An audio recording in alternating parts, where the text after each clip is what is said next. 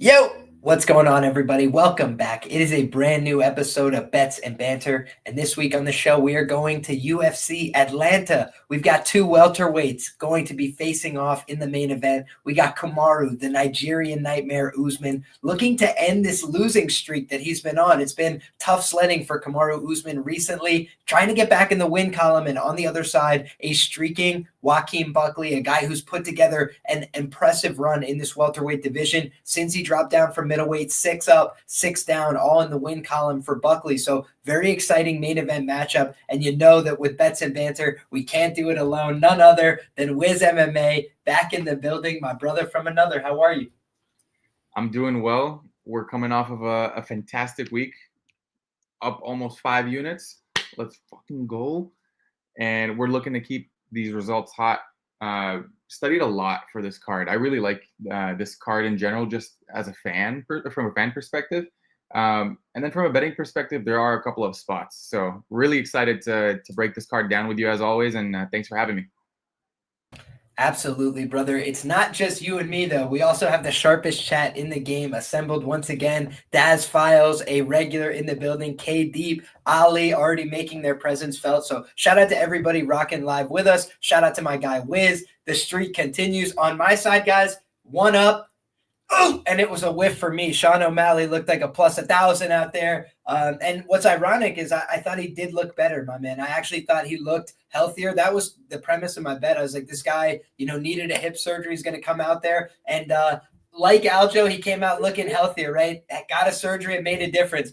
Problem was Merab got better, and holy shit, he absolutely smoked him. But between you and me, Wiz, that wasn't really a choke. That was O'Malley saying, "Hey, you got me, bro. Let's call it even and get out of here." But he definitely said mercy. He said mercy on that one. Like that, there really was no choke there, and they labeled it as a north-south choke, which I don't know about that one. When was the last time we saw a north? Technically, it was, and it's like a move that never happens, right? So I think that. He was caught by the end, but just the sequencing there, the decision making, it didn't seem like he wanted to be there anymore. If you're asking me, no, and I say that as somebody that bet him, right? So I at the end of the day, got to take responsibility. My bad there. I'm always looking for guys that are going to fight hard for my dollar. At the end of the day, he tried his best. It was a unwinnable fight for him at that point, and he saw his way out. So. No problem there. Shout out to Merab, the machine. New York still runs the bantamweight division, even though it wasn't a night that Patchy Mix will be soon to remember. What a perfect segue. What a perfect segue. I just want to say Mario is the GOAT. Mario must be the GOAT. This guy went out there and it was just bopping him with a jab. Bop, bop, stick and poke, stick and poke. It was beautiful. And I think Patchy will come back and, make some noise. It could just be a case of, the bright lights, debut performance against someone who, quite frankly, just has really good footwork and never fucks off. So props to Mario Bautista, and then Patchy. We'll see what you're able to do in the next one. But more importantly for us, the plant the flag play of the week, Kayla Harrison ITD, sweat-free. Let's fucking go. That was by far one of the freest of the Plant the Flag series we've had in a while. So 5-0. Hopefully we can make it 6-0 on this card. I absolutely love it, my man. And that's one where I regret it because I thought it was going to be easy money for Kayla Harrison, and I picked her to win early, and it went exactly how I saw it going, and I just had no money on it. So in the end of the day, that was one that I live to regret, right? My guy Z's MMA used to say passing a win is worse than a loss. That's how it felt on the night. I will tell you guys that.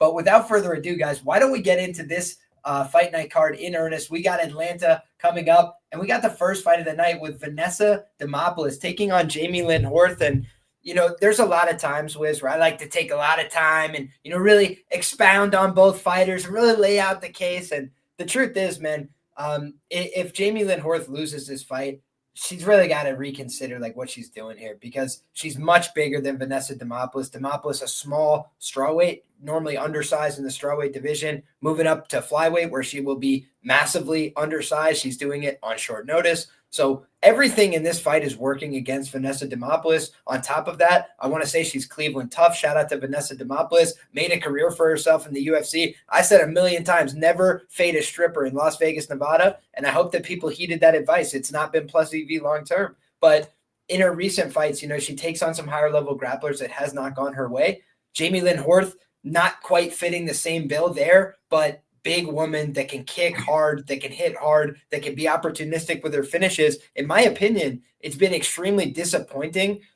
Jamie Lynn Horth's run in the UFC, I think she's better than what she's shown. The Haley Cowan performance, she should have distanced herself a little bit more there. The fight with Petrovic should have distanced herself a little bit more there. The losses that she's taken in the UFC, I'm not really holding against her, but when I look at the Demopoulos side, she's been fortunate to get some of the wins that she has in the UFC. I've cashed in on plenty of those, and she's made me a ton of money. So when you talk about, like, my respect for Vanessa is up there, but she's a massive underdog in this one because she's so much smaller. And, like, I don't think a lot of her normal, swinging from a distance and trying to close down the range is going to work against Horth, who could frankly, like, big sister her and, like, throw her around if she wants to in this fight. And ultimately, Vanessa has made a career of being extremely tough. And I just think in this fight, she's going to get her ass beat in all likelihood for the duration of the fight being on the feet. And unless she's able to get miraculous takedowns or something, I just think she's drawing dead to a sub from her back in this one. And that's not a great spot to be. So ultimately, I think Horth needs this fight for her career, and I think she will win it. But I'm not super excited to bet on this fight. How about you, man? Yeah, I mean, I think you laid it out perfectly. It's a fight where I also did not really spend too much time on. I think Jamie Lynn Horth, rightful favorite for obvious reasons. Vanessa, I believe, is coming in on short notice here. And Horth, for once, is the younger fighter in the cage. She's also going to have a 5-inch height advantage and a huge reach advantage. It's just going to be tough for Vanessa because she's not the most physical person at all. And then moving up a weight class here is just going to do her even worse. I think Jamie Lynn Horth is going to be able to land takedowns at will. And I posted in the chat, I think a sneaky look would be the under 2.5 at plus 290.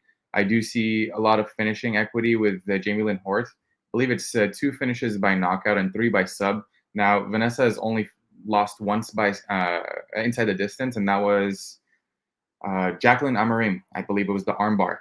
And we haven't really seen anything else in terms of her durability looking shot in any of her performances at all. So this is more of a speculative play on just Jamie Lynn Horth being the much larger fighter, and just for her to be able to really manhandle, or woman handle in this case, Vanessa Demopoulos. So I think the under 2.5 is worth a sprinkle, but this fight will likely get very few of my dollars. Yeah, I'm even seeing the fight not to go the distance as high as plus 250. I certainly think that more often than not, right, like greater than 50% of the time, this goes to a decision. But to your point, Horth was finishing girls and kind of making it look extremely violent, extremely aggressive on the regional scene. That's the thing that's been disappointing about her UFC career. But now this is the kind of spot where it's like, man, Horth probably is going to feel a lot more confident, a lot bigger. She's going to have some real inherent advantages. And Demopoulos in this spot kind of doing the UFC a favor, stepping up on short notice, making sure that she's available. And, maybe that extends her UFC career, whereas, she's been in a lot of tough spots and a lot of tough fights recently. So, what's the difference in fighting really tough women from the bottom of the barrel at 115 or going up and putting yourself at a disadvantage in size against somebody like Horth? So for me, I think Horth needs this one for her career. So I think she's going to get this one done. All right, next up, man. This is an interesting fight for me. I want to tape a little bit more on the Rowe side to get a better feel for this fight. I definitely went back and taped Loosa today. And the thing is, Loosa is kind of one of these guys, less than the sum of his parts, feels like he should be a better fighter than he is. Wizz, I'll kick it to you first, man. What do you think about this matchup? Yeah, you get a guy in Loosa who's ultra durable, does get hurt in a couple of his fights. If you look at the Jack Della Maddalena fight, really fought through a lot of adversity there. And Jack is, as we all know, an excellent striker. And then Phil Rowe, I always have compared Phil Rowe. It could be just his body type and the way he strikes to Neil Magny a lot. Strikes very long, just keeps you at the end of the jab, doesn't do too much, very low volume, and does like to cage clinch a lot. Now, I just don't think he's going to find too much success doing that in this fight. I think Loosa is going to be the much stronger fighter here, and I personally think Loosa could land a couple of takedowns if he wanted to. And then on the feet, I think Loosa is just a much more powerful striker here. If he touches the chin of Phil Rowe multiple times in the first round, I think it's going to go downhill from there because Rowe has shown a little bit of a disadvantage in terms of the durability in a few of his fights. And then going back to that fight against Neil Magny in Jacksonville, I do think that he maybe could have won that fight. Very close decision, so it could have gone either way. But looking like that against Neil Magny, who is in his late 30s now, really told me a lot about Phil Rowe's overall MMA game. I think he could have done a lot more, and I was on the Magny side there. I just feel like Phil Rowe is one of those fighters who will be stuck in the top 10 to 15 range, if you know what I mean, at his peak. Whereas Loosa, I think he could maybe crack into the top 10 if he continues fighting the way he is. He's just been dealt a murderer's row in terms of opponents. If we look back at the record here, you have Gabriel Bonfim, and no shame in that loss. He was able to get to decision there. You look at Brian Battle, that was an eye poke situation. It looks kind of sketchy on the Battle.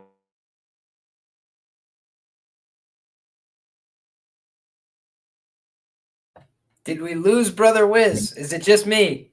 Oh, there you are. All right. You hear me? We had a little blip on the radar. You're back. All I had heard was Brian Battle. It was a little. So I was saying the Brian Battle fight, a little unfortunate for Battle there because he really was whooping Loosa. Ask me if I had Battle round 2, round 3. Please continue. I know you did. tough loss there.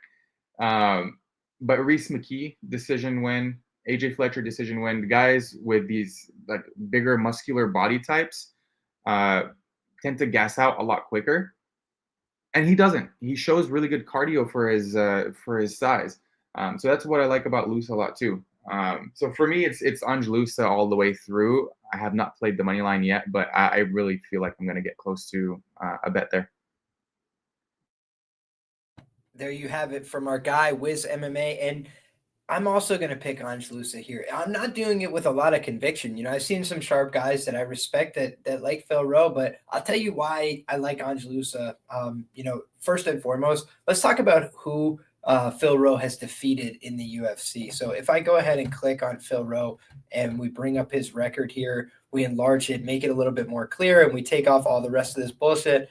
Okay, now we've just got his UFC level fights in. Jake Matthews, that's a fair loss. You know, I'm not going to say like, hey, what a bomb he lost to Jake Matthews. Jake Matthews, 14-7 in the UFC, been around for a while. You know, hats off to the guy. But, you know, he loses that fight. Okay. Neil Magny, to your point, competitive fight. You know, it's kind of like a mirror match.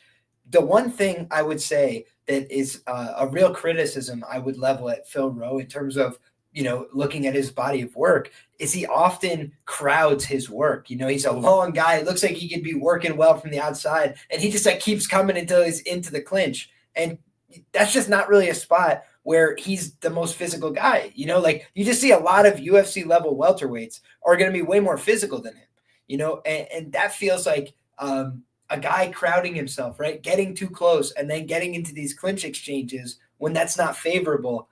That's like how you lose to Neil Magny every time. You know, it's like getting into that fight. And so I think you saw the regression of Neil Magny. That's why that was kind of a split and it got so ugly. But Neil Magny isn't the most physical guy either, right? You look at Nico Price. Nico had some success. He hurt him in that fight. He landed some big shots. I think he was ahead on the strike count by a decent margin. And then all of a sudden, right, Nico Price, who's an older guy who's, you know, kind of breaking down every time out there. You know, Robbie Lawler in his retirement fight goes out there and knocks him dead. Nico Price is kind of fragile at this stage of his career. A once very durable guy starting to get, you know, picked off in a lot of his fights. Then you look at, okay, Jason Witt. And by the way, that was his best win. He missed weight for that fight. Then you go back and Jason Witt. It was, you know, like a known laughing line, like Jason Witt chin, like if you were to give somebody the worst chin in UFC history, it'd be Jason Witt. Like that's what people were saying about the guy when he fought in the UFC. And I tried to make the case for him, thinking to myself, hey, massive IQ. What if he goes out there and wrestles? It's like if the guy gets touched one time, it all falls apart for him. Then you look at Orion Kosi. That guy did not have a very good UFC level career, right? Like he was not known for having a great gas tank. So I said, Jason Witt, no chin. Orion Kosi, no gas. And Nico Price, like, just not a very good version of him. And he needed to come back and kind of pull one out there. So when I look at the Gabe Green loss, Gabe Green went back and just had a nice win recently, right? So we shout out to Gabe Green. We talked about it on this show. I said he was a live underdog. I picked him outright to win that fight. That was at 155 pounds, guys. Like, guys who are not big, not real welterweights, right? Former lightweights, Jake Matthews, are able to go out there and have a lot of success against this guy. Ange Loosa, he's kind of like this bricked up, like just muscular dude. So to the discredit of Ange Loosa, he doesn't fight that many guys that are like big and long, and the guys that he has, they've been really good, like Bonfim or Battle and these guys that are like tough matchups for him, right? Now you're looking at, hey, this guy's going to be long. This could be awkward. But I think that we see Loosa throws a lot of, striking output. He goes out there. He's willing to put a lot out there. He's willing to touch you with multiple shots, head, body, leg.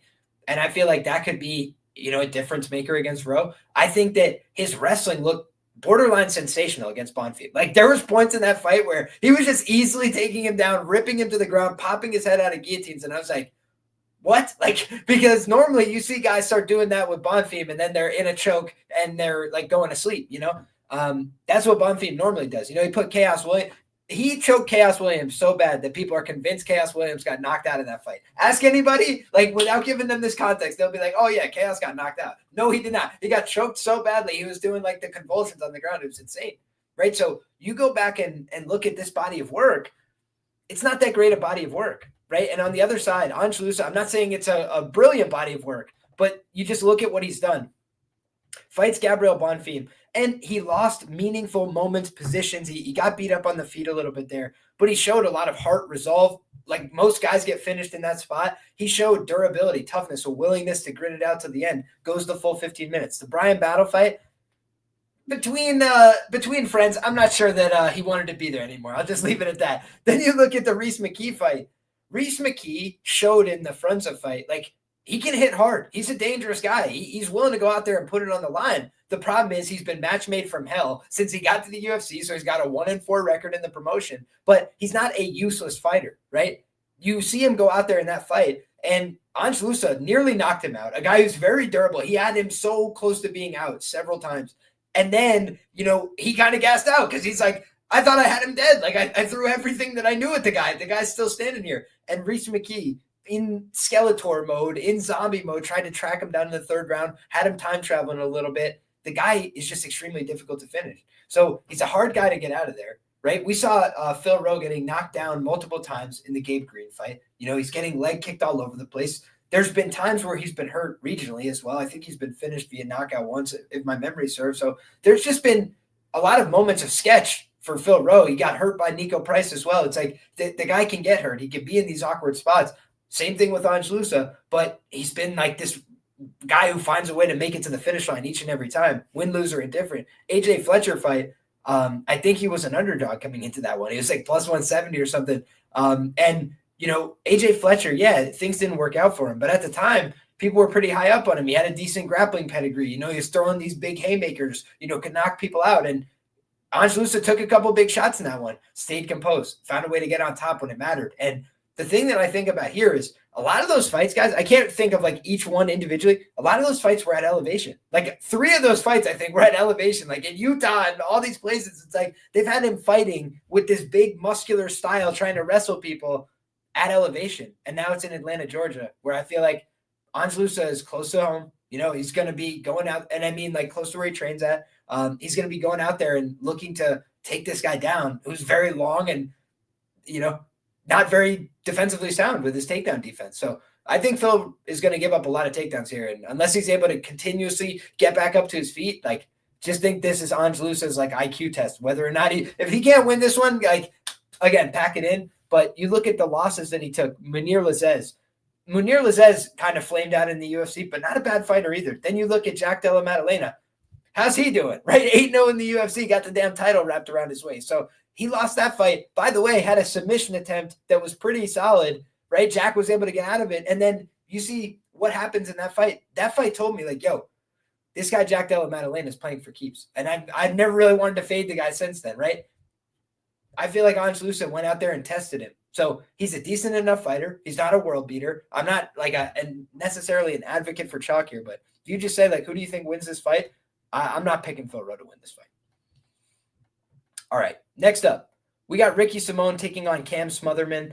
And I think that Ricky Simone is going to win this fight. I think that Cam Smotherman is not bad. I will say his best performance in the UFC was a short notice fight where he flew halfway across the world. Then he had a full training camp. I thought he did not look as good. So ultimately, 27 years old. He's a young enough guy. Maybe he shows some huge improvements here. But what I've seen from the guy is he can get knocked out by way lower level fighters than Ricky Simone. It's happened to him regionally. It happened to him on the Contender Series. He can be out-wrestled, out-grappled by guys that are worse than Ricky Simone. I've seen it happen to him regionally. I've seen it happen to him in the UFC against Surrey City. So at a certain point, you are what the record says you are. You are what the tape says you are.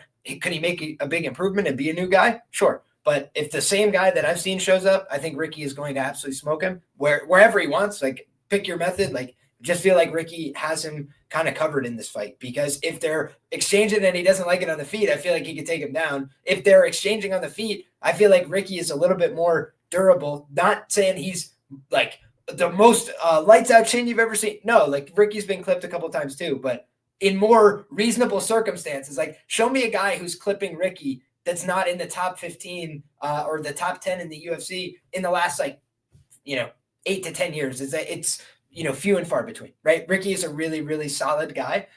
You get clipped by Faber. That's one that stands out as not a great look. Guys, Faber was a world champion. Faber's like a very serious competitor. And if you don't think he comes out with piss and vinegar in the first round, that's what you got at 40 years of age, right? A big overhand and piss and vinegar in the first round. And I feel like Uriah kind of was feeding off the crowd. I think that was in Sacramento too. Everything was going wrong for Ricky there. But aside from that, I feel like the guy's just been a pretty solid known commodity in the UFC. When people were way overhyped on him against lock dog Vinicius Oliveira, I was there for the plus 205. Vinicius Oliveira would do disgusting things to Cam Smotherman, in my humble opinion. So when you just look at with the guys Ricky's been fighting, he's been fighting top flight guys in the UFC for a very long time. And when he even takes a small step down in competition against Basharat, I was saying, maybe Ricky is starting to get past it. Maybe it's a split decision for Ricky. That's what I picked in my article. And then Ricky goes out there and says, hey, brother, hold this, and just sends the guy to hell in the first round. So when you think about where Ricky's at, he's still a dangerous power puncher. And in my opinion, a more proven power puncher at this level, right? Then you look at, okay, well, who's the more proven grappler? Ricky in any way you want to slice it. Wrestling on the feet, wrestling on the cage, wrestling, in open mat, takedown, submission. Where is Cam Smotherman better than Ricky Simone? Maybe with pure boxing techniques. That's about all I see for him in this one. So could he do it? Sure. Younger guy. That's the other thing. They're around the same size. Cam a little bit bigger, a little taller, but that ultimately means the hips are going to be closer for Ricky as well. I think Ricky's going to pick him up, turn him ass over tea kettle, slam him every which way but loose, and find a way to finish the fight more often than not. How about you, man? Yeah, this is a fight that I can't really speak too much on. Team Oyama, Ricky Simone is my guy. But yeah, we're very happy with the opponent change here for obvious reasons. I think what we expect to happen likely will. I mean, we saw the tape on Smotherman in his last fight, and he got taken down quite a bit. I expect that to be the same game plan. So yeah, let's fucking go, Ricky. Awesome. My guy can't speak to this one too much, but the thing I feel like we got to note here, Ricky just so much more seasoned at this level. Smotherman is still getting his feet wet in the organization, and Ricky's been there, done that, fought main events, fought 5 rounds, fought tough guys, and just has, I think, way higher quality wins so far. So this would be the biggest win of Cam Smotherman's career, and on the other side, this would be another night at the office for Ricky. And The one thing to your point, the opponent switch, again, am I saying that Cam Smotherman has nothing to offer? No, he's got his own set of skills, but Charles Jourdain is what? A proven winner at the UFC level, a proven finisher at the UFC level, a guy that can submit you, a guy that can throw head kicks, knock you out. It's just a very dangerous fight for anybody, right? So you go from that fight against a proven guy that's had a lot of success, that choked Victor Henry. Like, name another guy that has that win on their legend. Like, it doesn't happen. So it's like, yeah, no, this guy was a really, really tough fight for anybody in the division, right? Nobody at bantamweight's like, yeah, Jourdain, yeah, sure, that sounds like a fun night at the office. Like, they're like, I'll do it. If I have to, I'll do it. Like, anybody in that position. But Cam Smotherman, a little bit different. So let's see. Should be a good fight. All right, man. Next up, we got Cody Durden taking on Jose Ochoa. And this is the kind of fight where, I got to make predictions for my articles, right? And this is a really hard fight to make a prediction on, man. I respect Cody Durden. I respect the work ethic. I respect everything he's accomplished at the UFC level. Very talented wrestler and a guy that's improved his hands exponentially from when he arrived in the UFC to his current iteration. But he's got a tough challenge once again in front of him. No easy fights in the UFC. And it's Jose Ochoa, a guy who's got a lot to prove coming off of his first UFC loss, took on Lonnie Kavanaugh. Basically went 50-50 on strikes. The difference was Lonnie Kavanaugh was landing the head strikes, the ones where it kind of pops the head back, makes a little bit more impact, catches the judge's eye. And Ochoa, one very near submission attempt. Nice job taking the back, going for that rear naked choke. Hopped on it, looked opportunistic there. That could be a problem for Durden, who's been submitted a number of times. So, Wiz, what do you think about this matchup? 125 pounds, two violent guys, and two guys with a lot to prove here. Yeah, we saw Jose Ochoa make his debut last time out against Lonier, and man, did he impress me. He looked pretty good. Going strike for strike against Lonier Kavanaugh is not no joke, and that is what really put my eyes on this dude. Went to watch the tape, and just typical shoot the box Diego Lima kind of guy. Full violence. He goes in there and he's game against anybody. Can strike, can wrestle, can grapple, can basically do it all. Now, with that comes the awkwardness, comes the lack of defense at points, and he does leave some openings to get countered. But against the guy like Cody Durden, even though this is in his hometown in Atlanta, I just don't think Cody Durden is going to be the one that punishes him for those mistakes. And in my opinion, if you're beating a guy like Jose Ochoa, you really need to capitalize on his mistakes and those openings in the striking. Because other than that, I think this guy can sprawl. His anti-grappling is pretty good. And I do think that Durden may be able to land a takedown or two while fresh. But as this fight goes on, I'm not quite sure I don't think Durden's chin would hold up, as much as I hate saying it, because Cody is one of my favorite fighters to watch. It's tough to see his chin just be out there for the counter. It's tough because on one hand you have the guy with Cody Durden who's going to look to wrestle and really capitalize on the grappling aspect. But if this fight stays standing, I just do not see a world where he wins. For me, I'm picking Jose Ochoa to win this fight by knockout in the second round. Yeah, very close fight, very hard fight to predict. But I just think that the striking and the dynamicism of Ochoa is going to win him this fight here. We see it the same way, my man. And, again, this is not an easy fight for me to call, because I do look at Cody Durden and I say, whenever I'm trying to pick a fight, I say, do they have a path to victory? And for some people, it's like, it's really hard to see how they win, right? With Vanessa Demopoulos, I always talk about her path is normally, a decision where she goes out there and throws more volume than her opponent, and her opponent can't hurt her. So she just steps in the pocket over and over, throws like 20 more strikes and wins a split decision. That's normally the path that we're looking at. And so that's why you need big plus money, right? You're playing thin margins. But when you're looking at a fighter like Durden, does he have a path to victory? Sure. I mean, the kid's, young enough and hasn't been tested enough in the grappling that you say like, hey, Cody Durden, a slick guy, got Matt Schnell in a very nice ninja choke. He did everything right there, fundamentally sound, knew how to roll with it. But you just look at the quality of guys he's training with, Shootbox, Diego Lima. You say to yourself, is it going to be easy to submit him? Probably not. Is it going to be easy to take him down, control him? Nobody's really been able to do that. So not going to be easy, right? But could you imagine a world where he gets taken down? Yeah, that I think is like the downside risk with a guy like Ochoa in this fight is like, hey, he gives up a little bit too much control. He gets controlled 8 of the, 15 minutes. He gets touched enough on the feet by Cody that, the cards go to Cody. I feel like that's the downside risk with Ochoa in this fight. But here's the reason why I ultimately picked him. I got it highlighted on the screen, guys. 49% striking defense over a pretty sizable sample for Cody Durden. He got submitted by Muhammad Mokaev. He was virtually knocked out in the first exchange, right? Flying knee up the middle, he's rocked very badly. Mokaev on the way down because he's a freak, grabs a hold of the neck. It was an unbelievable choke. The guy should be in the UFC. I say it every week. But in any case, you just look back at what happened there and you're like, wow, that fight got clipped on the chin. Bruno Silva. I talk about sometimes, guys, something that makes me really hesitant to bet on a fighter is when everything could be going right for the entire fight. And if one thing goes wrong, the whole fight's gone. And that is exactly what it felt like watching that Bruno Silva fight, where Cody Durden is having the absolute fight of his life. He is throwing perfect shots. He's doing everything right, placing it, moving right, going for the takedowns when he needs to. Like a coach's dream, right? He's doing the things that you want him to do in the sequence you want him to do them. He then gets caught in one extended striking exchange in the feet, and he is absolutely out of his element, mouthpiece gone on the ground, and the fight's over shortly thereafter. And again, I'm not saying that he's not a tough guy, a hard worker. You saw that Josh Van fight.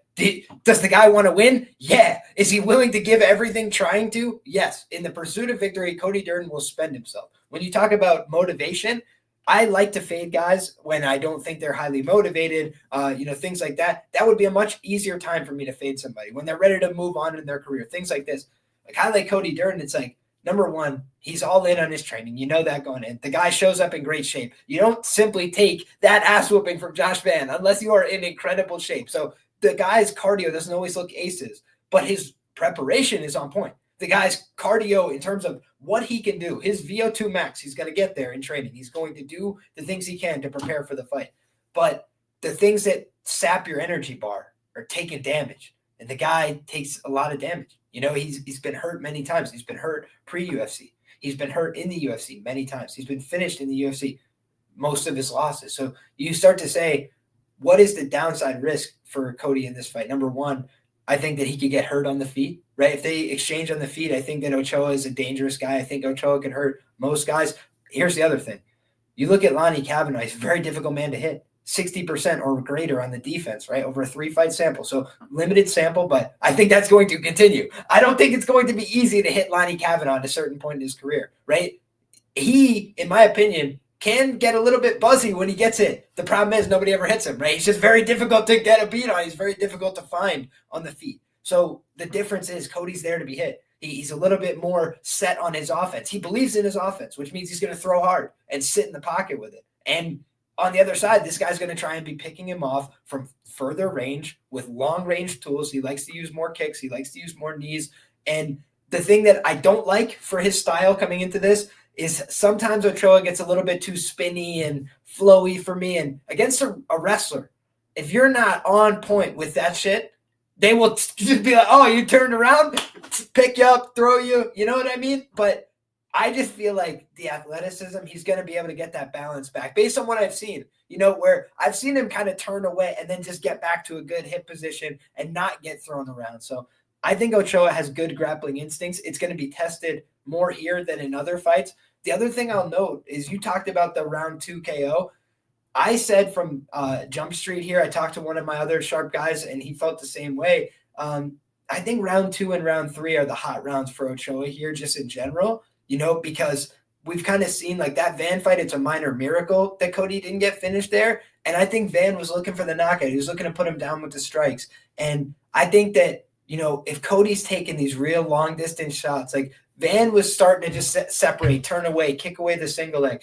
Ochoa grapples into guys a little bit more. We saw it with Lonnie Kavanaugh where he takes the back. We've also seen it just in other fights where the guy gets that standing anaconda choke and like lifts the guy off the ground. If you dip your head and neck, and if you're not in a great position, if you get hurt, he will attempt subs. So I think Ochoa round 2, round 3 is my pick. I will just say though, the Georgia native, if it gets to the cards, I think that there's a decent chance that this could go the way of Cody Durden. So I just want to put that out in the ether as well. But if you don't have anything to add, my brother, we can move on to the next fight. Nothing to add, to be honest. I think that Cody's a really tough son of a gun, but I mean, that's also saying one thing and saying another thing. I hear that. And the other thing I'll mention, he did take 6 months off coming into this one, so gave his body a little bit of time to recover. But sometimes when you absorb like 100 plus XX significant strikes, the guy who didn't finish you doesn't get the credit. It's the next guy. Ask Chris Moutinho, who we're going to discuss shortly. Sean O'Malley beat him 7 shades of shit. And then the next fight out, 42-year-old Guido Canetti gets the spoils of that. So I want to point out one last thing. Now that I remember very quickly, the Matt Schnell fight. I mean, guys, come on. The striking in that first round and a half was insane. He made Matt Schnell look like he was Sugar Ray Leonard. Leave it right there. Oh, that's hilarious. All right, my man. Speak of the devil, we got Chris Moutinho, guys. He's back in the UFC, 0-2 in the promotion last time out. But I will say, shout out to Chris Moutinho. Did everything right regionally to earn his way back. 5 wins, inside the distance. I think 4 of those. This is all off the top of my head. So, forgive me if I'm getting any slight details wrong here. But when you look back at what Moutinho's done, he's not doing it against the highest level pros, right? Most of these guys are just tilted above 500, but he's doing what he's supposed to, going out there, getting the wins, stacking them up, doing what he needs to do.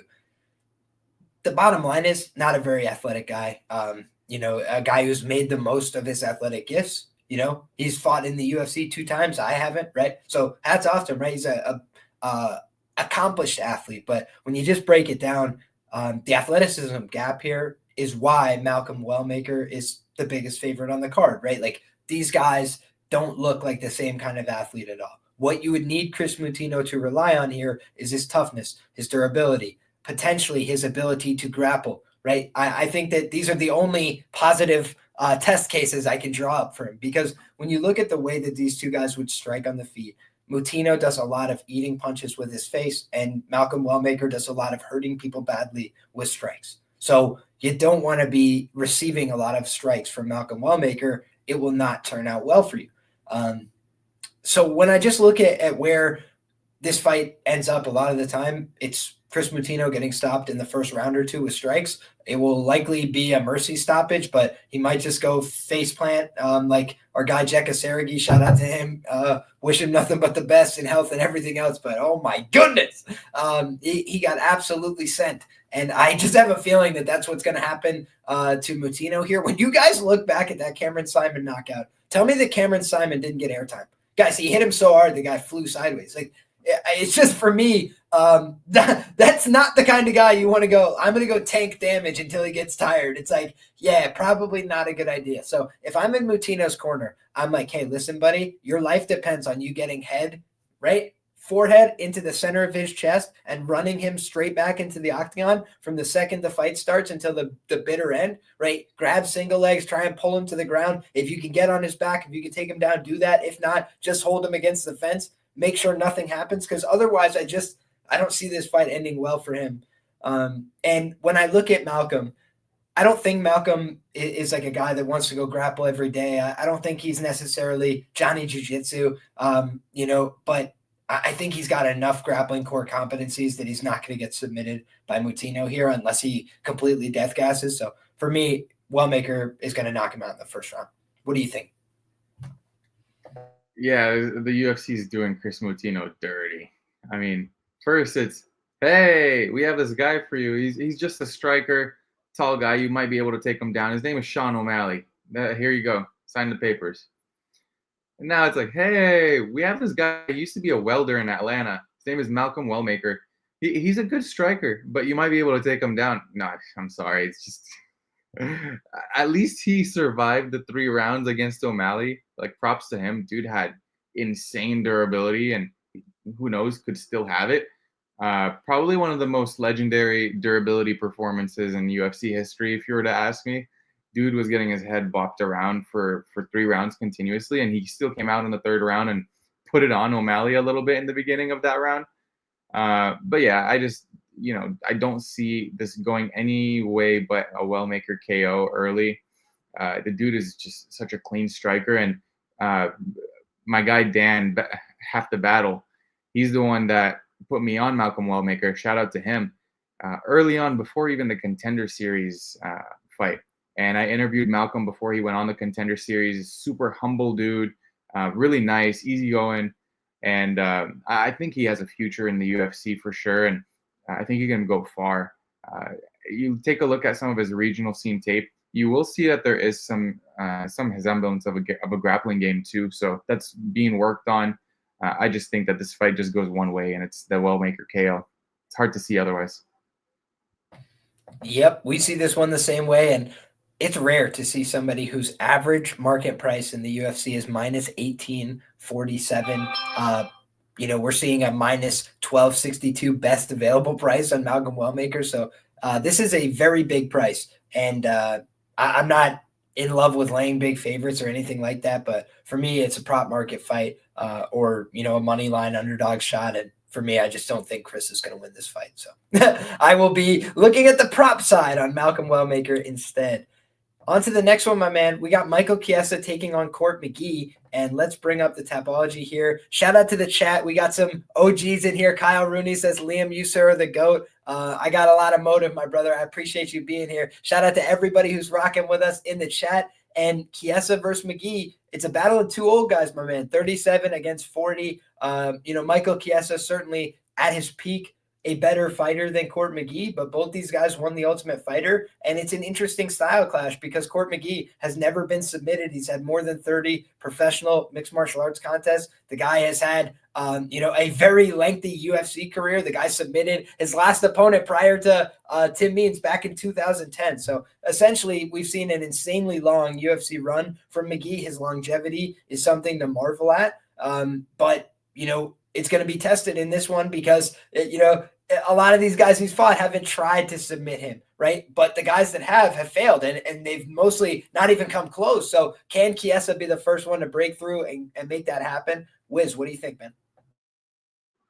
Yeah, I mean, this is a very awkward fight. And personally, I didn't really go too in depth with the tape on this one because whenever you see this type of a heavy favorite price tag on a fighter like Michael Chiesa, there's something going on.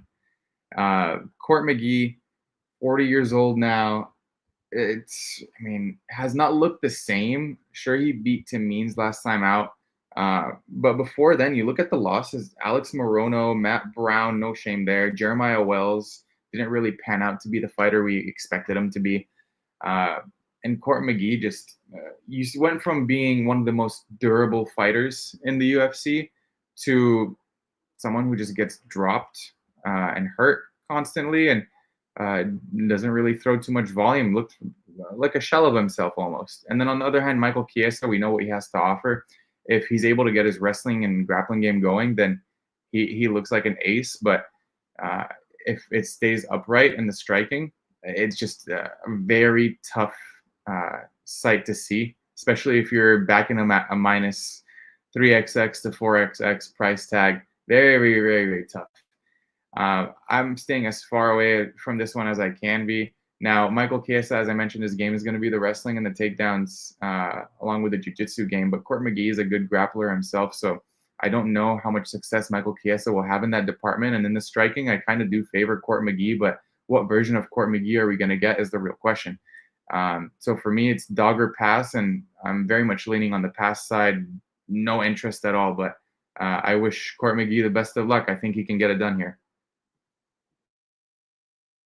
There's a couple ways that I think that you could potentially play this fight. And first of all, I think one contrarian way to play this fight, and let me go ahead and pull this up on OddsJam. I already have it on the fight that we're looking at. So let's see if they have props out on this fight. It looks like they do.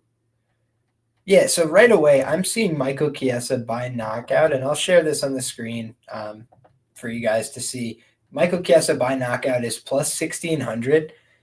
Am I saying that it's the most likely outcome in this fight? No, I'm not going to say that, right? But when you're saying, is there a chance that Michael Chiesa can win this fight by knockout? For me, the answer is like, obviously, yes. Like, Court McGee is 40 years of age, guys. He's been knocked out twice in his 3 most recent losses. Alex Morono is frankly not like a big one-punch knockout guy. That's not normally his MO. He's got some power in his hands, but really in the more recent portions of his career, he tries to outwork people. He's got a decent enough submission game. He falls back on it from time to time, but you saw Court McGee in that fight, get put in a deep guillotine choke, fight his way out of it. The one thing about Court McGee, there's no panic in the guy, right? Like he was in that deep guillotine and he's just chilling. He's like, eventually I'm going to find a way out of this, right? His commentators were like, oh God, like he might be out in this one. And he's just like fighting the hand, slowly making adjustments with the chin. Like the guy is just steady Eddie out there, right? And when people talk about Court McGee's grappling, I don't know that he ever gets enough credit. Like the guy is kind of remarkable in how he's so difficult for people to out-grapple over the course of a long career. Ramiz Brahimaj, we just saw, you give him one opportunity, he's going to put the head in the hole and make you pay against Billy Ray Goff. He tried to do that against Court, right? There was a few times he tried to put the head in the guillotine. He tried to sit for it. He tried to get him, and Court's just not going to let that happen, right? Like he's just very solid there. And the difference between Court and a lot of these other guys is when he gets on top, he makes it count, right? Like he starts instantly throwing to the body. If you go for a submission attempt on Court McGee and he gets out, he throws 2 elbows at your head. Like he's trying to make people pay for being in bad positions. And I think that's really important. When you look at Michael Chiesa, he's a very confidence-based fighter, in my opinion. When Michael Chiesa thinks that things are going well, the guy is like very, very good at fighting. He'll start going downhill on you. Look at that Max Griffin fight. He looked like a guy who could win this fight by knockout against Max Griffin. Why? Because he was landing shots in the feet. He was kind of beating him up a little bit. He was backing him up, throwing punches, hitting him with knees in the clinch. And honestly, again, this is in my humble opinion, Max Griffin was just dejected, right? Like he had been beat up for the whole fight. He had very little success over the course of 10 minutes. And then his corner went out there and told him like, hey, you need to do it this way. And then he got taken down again after he was having some success and moving around.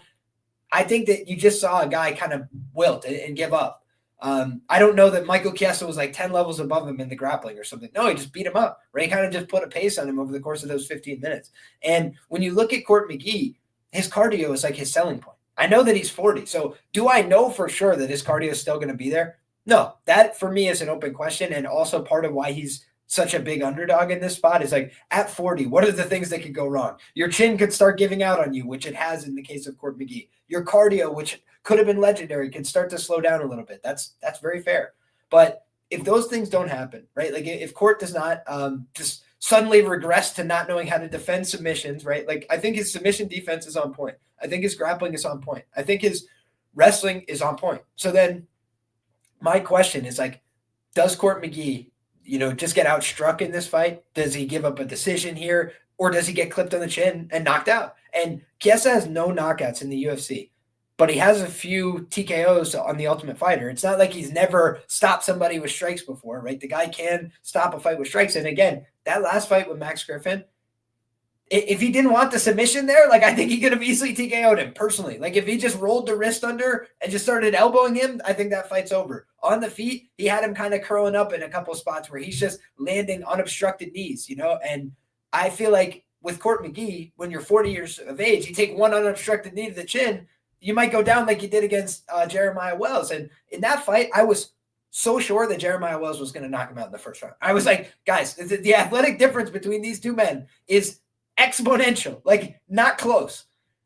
I don't think Michael Chiesa is like a lights out athlete. I just think he's a really persistent grappler that knows what he wants, but he's a guy that can lose confidence quickly. And if he goes out there with the intent, like I'm going to be this first guy to submit Court McGee, and he's failing to get him to the ground and he's failing takedowns, I think it will sap his confidence. But so for me, the win condition for Michael Chiesa in this fight is to go out there and try and break down Court McGee with damage and speed not to go out there and just sell out for your grappling and like gas yourself out trying to wrestle a man who's made of steel. You know, like Court McGee is just one of these awkward bodies. He's strong, you know, he's hard-nosed and he's basic. He knows how to wrestle and grapple like down to the roots. That's what he does. Everything else is not functional for him. So you hear him when his corner is on his ass, like they're like, bro, we need to be wrestling and grappling. That's where we win. And against Morono, a fight that he lost, where was he winning? The second round, he wins easily by going out there and forcing wrestling and grappling. Even when it went into a bad spot, he came out on top and won it.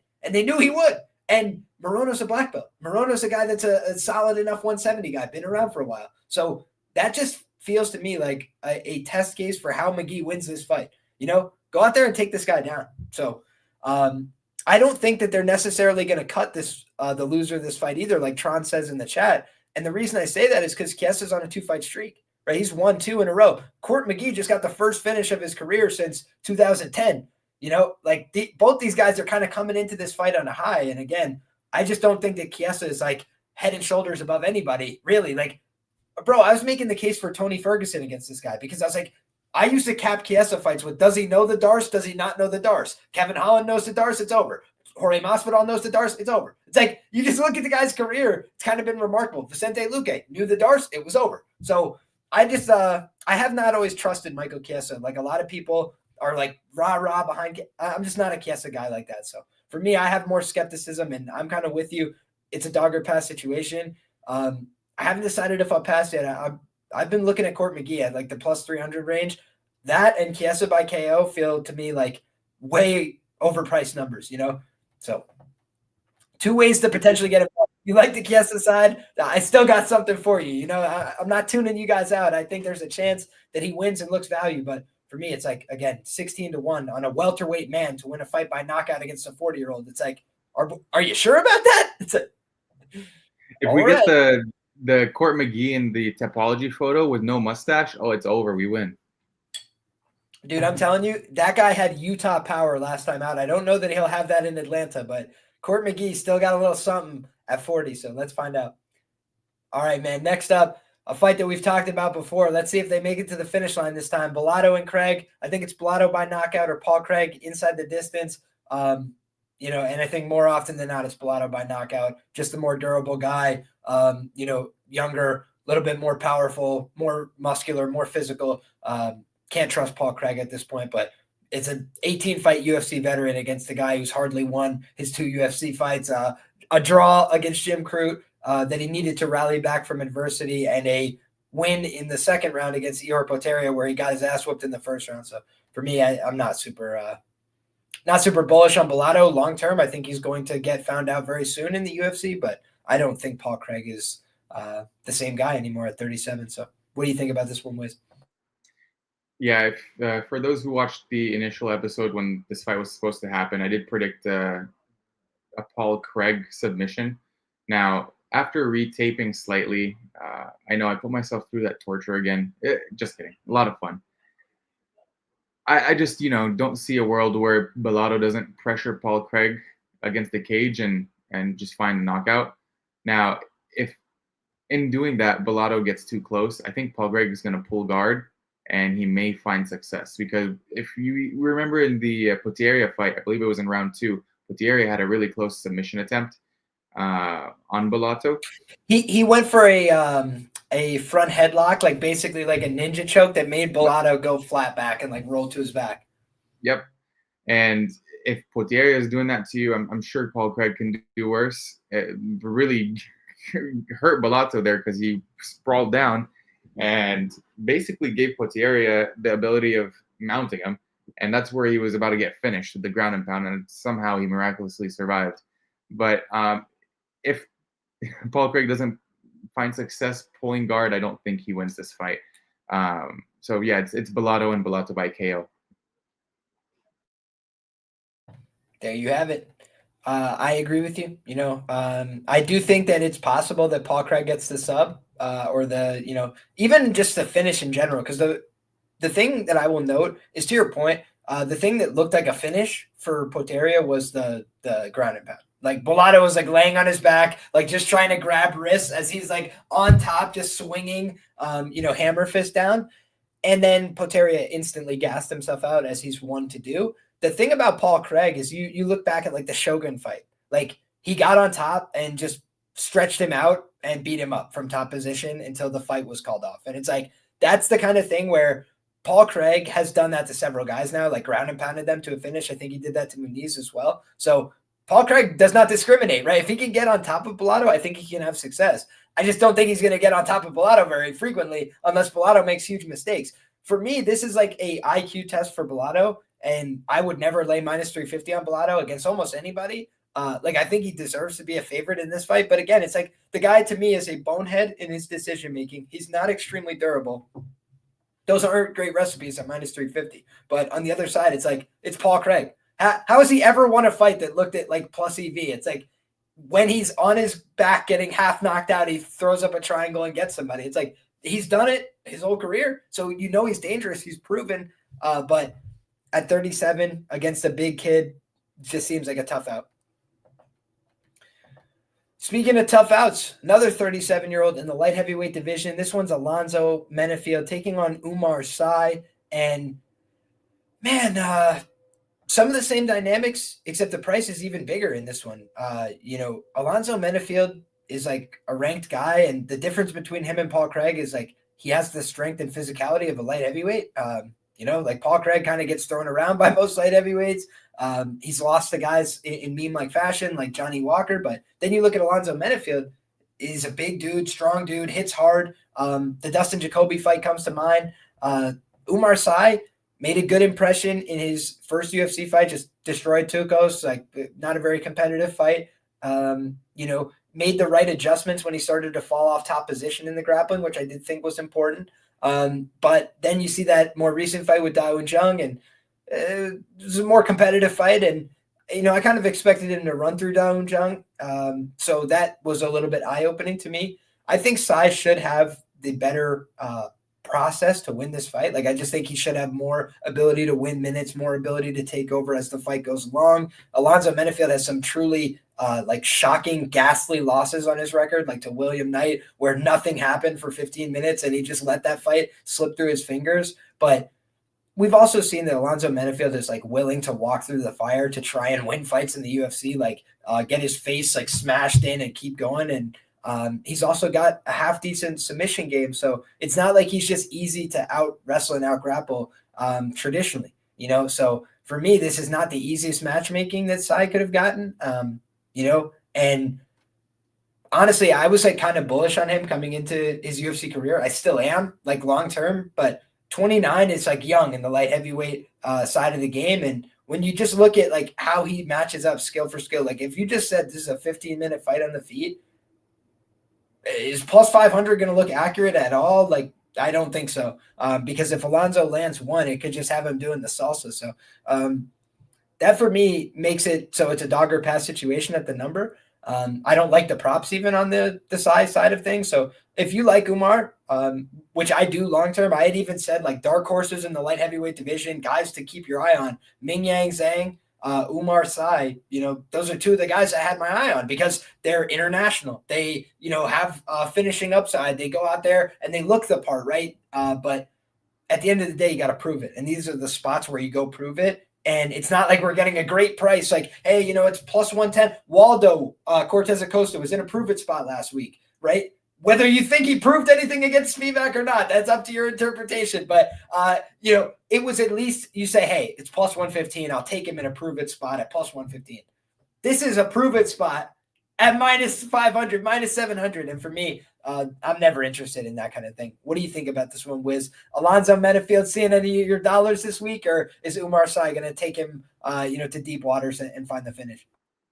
I was on Dan's episode for Half the Battle this week, and we broke this fight down. And a couple of things I was mentioning here, I just am not a believer of the 78% takedown defense of Alonzo Menifield, quite frankly. I know it's over a very large UFC sample size, but who are the guys that are really attempting takedowns against him? And when you look back to, it's one specific matchup, the matchup against Jimmy Crute.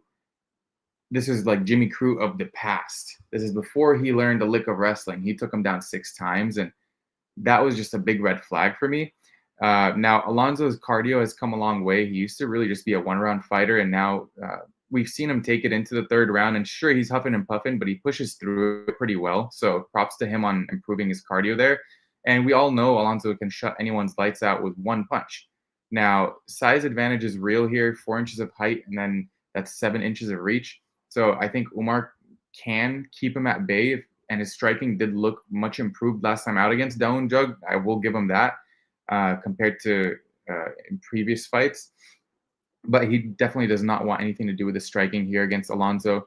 If he's able to take Alonso down early and often, I think his jiu-jitsu will prevail here, and he'll be able to hold Alonso down and land some pretty meaningful ground and pound, find his way to a ground and pound submission. Ground and pound finish here. For me, I think it's just Umar all the way. I don't see too much value in the Alonso betting odds, but I get it. I get the position that you're mentioning here, where it's like a prove it spot, and it really is. But I just don't think this is the guy to fade Umar with, personally. Yeah, I largely agree with you. I think that Umar wins this fight. That's why I had called him a dark horse at the beginning of the year. I think he can win these fights, get into the top 15, be that guy. But I don't feel like paying to find out at this price. Like, it takes one slip up against Menifield and you get clipped with a right hand and you're just like, ah, shit. It's like that for me is why I don't believe in this kind of pricing, especially when you look at this weight class. If we're talking about 125 pounds, skill matters, right? At a really big level. And it's like at 205 pounds, like, you could be a complete idiot, right? You could be terrible at fighting. You swing one big overhand, it hits them on the side of the head, and they're doing, the snoring in the middle of the cage. So for me, that's always the danger in these kind of fights. But ultimately, skill for skill, process for process, Umar Sy is going to fill more space. He's going to do more things. He's going to attempt more logical offense, in my opinion. For me, that's why I think he wins this fight. And I think he'll probably do it with a late finish, but it might be a decision here. He might have to just grind this out. So let's see how it turns out.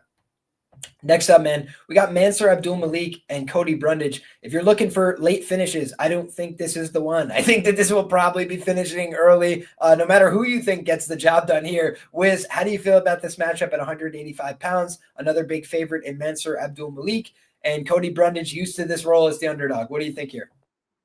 Yeah, and this is this week's plant the flag play of the week. Mansour Abdul Malik to finish inside round 1 or round 2 at minus 190. That is it. That is the hammer. We all know what this is. This is the biggest setup spot here. I think it happens in round 1. Cody just does not react to getting hit very well, unfortunately for him. And he leaves his chin wide open. Now, Cody is not a bum in the striking. We did see, who was the last guy that Mansour fought? I always forget his name. Long hair, Nick Klein. Yeah, Nick Klein was touching Mansour up a little bit. Like, he caught him a couple times and he did rock him. So I'm not saying that it's out of the realm of possibility, but I just do not see it happening. I think Mansour should be able to knock him out silly. And if not, he's just going to take him down and wrestle fuck him for a round before he gets a ground and pound finish in round 2. So I just don't see it happening any other way. Well, there you have it. I actually like, just conceptually in this fight, the under 1.5 rounds at minus 186. It's very similar to the bet that you just advocated. Obviously, sacrificing about 2.5 minutes there on the Mansa Abdul Malik side. But what it opens up is all the equity on the Cody Brundage side. And for me, I just look at how Cody fights, and do I expect him to go get a decision? No, I think Mansa, the longer the fight goes, it feels like more time for proving who's better. Right. And if you give Mansa more time, it just feels like he will show that he's a better fighter, a better caliber athlete, more explosive, more dangerous as well. But on the other side, it's like Cody Brundage is one of these guys I talked about before with Cody Durden, a different Cody and a different dynamic, right? Where I felt the thing that it's hard for me to get behind is you could have the whole fight be going your way, make one mistake, he gets clipped on the chin, the fight's over, right? On the other side, Cody Brundage can be losing every second of a fight and then miraculously win it Like against Dolce Lungiambula, I'm 99% sure I bet him in that fight, and I think he was plus money. So don't crucify me. Right? I hate him so I'm much. 99% sure I bet him there. And dude, he was getting absolutely walked. Like it was just not a competitive fight at all. Dolce is letting him know what time it is, beating him up, and then Cody lands like one punch. Dolce goes for a shitty takedown, and then the fight's over shortly thereafter. You're just like, holy shit! Did Cody Brundage just win that fight? And Cody Brundage fighting Tresean Gore. Guys, I'm telling you, when I was certain that Tresean Gore was going to win that fight, Tresean Gore is out there, and he's looking good for a bit. And then Cody starts to get his timing. And all of a sudden, he is like Michael Chiesa in the confidence part, where Cody starts to get down on himself, and the fight's as good as over. You know, he's already given up in his mind. No disrespect, but that's how I see it, right? But then if you start to show some signs of like giving up or like make a mistake against Cody, he's like, I got you. And he will just go off, bro. And he knocks out Tresean Gore cold and just goes, I thought we were wrestling. And he's yelling at the camera. Dude, this guy plays for keeps one way or the other, right? If things are going sideways, he might get out of there, do the dance, right? Tell the ref, whatever, that cashes the under, right? If he goes out there and starts him with one big punch, cashes the under. If he goes out there and gives up in the first round, cash at the under. So there's so many things that for me just feel like ways that this fight could get, stopped in the first round. Like I think Mansa Abdul Malik wins this fight via KO1 at a very high clip. But let's say he does it.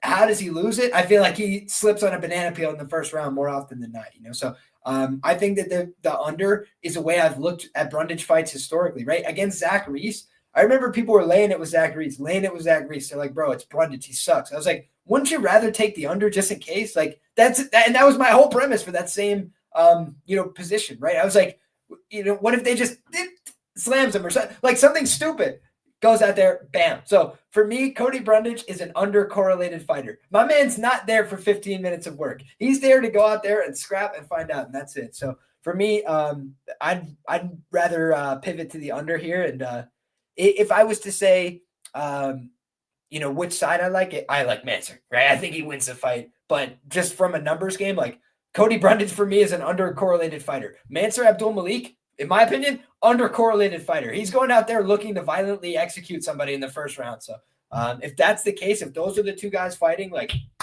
let's click the under and hope for violent outcomes, All right, man. Next up, we've got Cody Garbrandt taking on Raoni Barcelos, and this is a battle of two veterans, man, two seasoned bantamweights, and I think that the former champion Cody Garbrandt's got fast hands. He's got solid boxing, but I think he's a little bit fragile. I think his grappling is not as good as Raoni Barcelos at all. I think that his wrestling is going to be a big deciding factor of this fight. If he's able to keep the fight upright, he's going to give himself a chance. If Raoni's able to get takedowns easily and or consistently, the fight is going to be a disaster for Cody, in my opinion. So I think that Raoni is the better grappler, but I don't think that he's always as insistent on it as he should be. That last fight against Peyton Talbot, he let people know, like, hey, if I need to be insistent on it, I will be insistent on it. And honestly, I think Peyton Talbot would do really bad things to Cody Garbrandt. So if that's the case, then I think that Raoni Barcelos is probably a deserved favorite here. Can you get super confident in a guy that's been, knocked out in one punch before and, a guy who's getting up there in age? I don't think you could be too confident in him. He's 5 years older, but I'm just not extremely bullish on Cody Garbrandt, like where he's at in his career at all. And I think that Raoni Barcelos is one of these guys that flies under the radar in terms of like the average UFC fan, but like he's always been a very skilled fighter. The thing is, do I have the memory of him getting destroyed by Victor Henry when I bet Victor as like a plus 4XX underdog? Yes. Like speed can kill Raoni Barcelos, but I also think like Cody Garbrandt does not put out much offense. Like he's not a guy that's throwing a million shots in his fights. Like he picks his spots very carefully. And if you give Raoni Barcelos time and space to operate, like he's going to fill the space. He's going to throw things out there, which is why if you're fast and like to counter like Victor Henry, yeah, he was able to put on every shot that he wanted to on him. And he was able to just touch, never let him get into a rhythm. But I feel like Cody's going to give Raoni a lot of space and time to create rhythm. And unless he's able to clip him on the chin, I really don't like this fight for Cody. So how do you feel about this one, Wiz? Yeah, we look at this fight maybe a little differently, but man, I look at Raoni Barcelos, and sure, we see last time out against Peyton Talbot, obviously huge underdog spot there. Came out and understood the assignment, took Talbot down repetitively, and used the jiu-jitsu to win the fight. Very smart there. But how many times have we seen Raoni Barcelos do that? I mean, it seems like we've been calling for him to use his grappling for throughout his whole career, and he just stands up and strikes. One thing that people just do not like to highlight is how bad of a chin Raoni Barcelos has right now. Cody's not the only one with the bad chin in this matchup. So I definitely think that Raoni could get cracked. Now, on the other hand, Cody obviously got submitted last time out. Whereas usually in his fights, we've seen some pretty decent grappling and wrestling defense. It could just be that he was fatigued, multiple reasons, who knows. But not giving him an excuse there, because that was just a horrible look. And against a guy like Raoni Barcelos, who I think is a much better grappler than Deiveson Figueiredo, it'll only spell more and more trouble there. But if this fight stays on the feet, I don't see no reason why Cody Garbrandt can't knock out Raoni Barcelos. I mean, not too long ago, Raoni Barcelos got knocked out by, I'm not going to say a nothing burger, but it seemed like the punch didn't even land too clean against Umar Nurmagomedov. I get it, it's Umar, but this is 135, and who has Umar knocked out? So for me, I think that Cody can definitely get the KO. I also think that Raoni could get a KO. I think Raoni could get a submission here. So I'm looking more towards, like, if fight doesn't go in this fight. Let me pull up current odds. Fight doesn't go. Well, first, under 2.5 is at plus 100. Fight doesn't go is minus 125. So I'm comfortable taking minus 25 there, where both fighters do have equity in terms of finishing, and I'm looking at adding Cody Garbrandt KO in that too. So for me, I think both guys can find a finish here. I obviously do lean towards the Raoni Barcelos side to win the fight more often than not, but at the current line, I just don't know if it's playable. But yeah, fight doesn't go, solid look.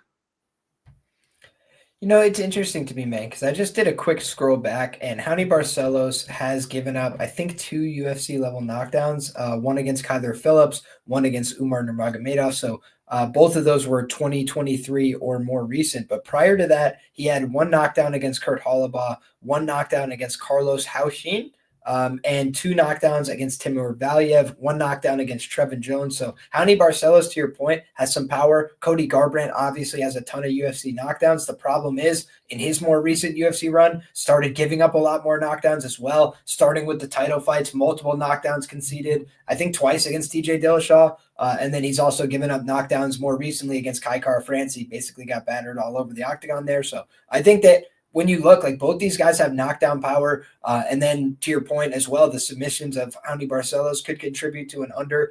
So I think that there's some decent equity on that.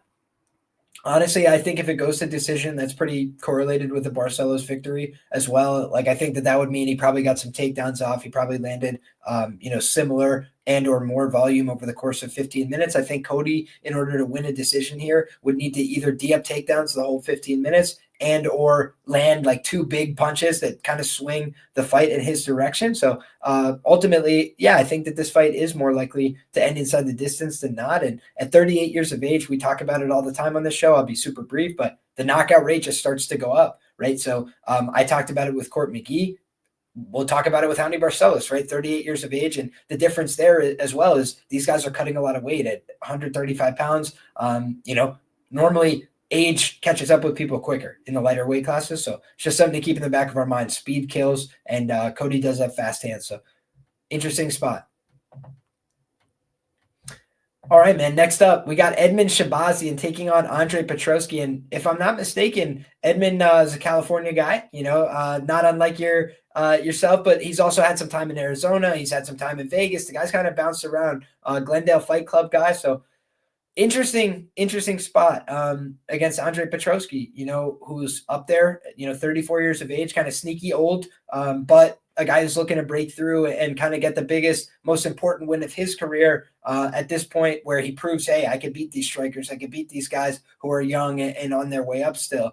And, for me, this is a really interesting fight because it's a clear style clash, right? Like a round one finisher in Edmen Shahbazyan, one of the more dominant round one guys in the middleweight division, against the guy in Petroski who's basically, was criticized coming into the UFC. He doesn't have cardio. He can't fight long, but he's been winning decisions. He's been finishing guys late, and he has basically bored his way to a bunch of UFC wins. And again, you're not going to get a ton of fans doing that, but can you win fights by, negating other people's offense? Sure you can. So I think that Petroski is one of these anti-fighting guys that wins a lot of fights and is hard to beat. So how do you feel about this one, Wiz?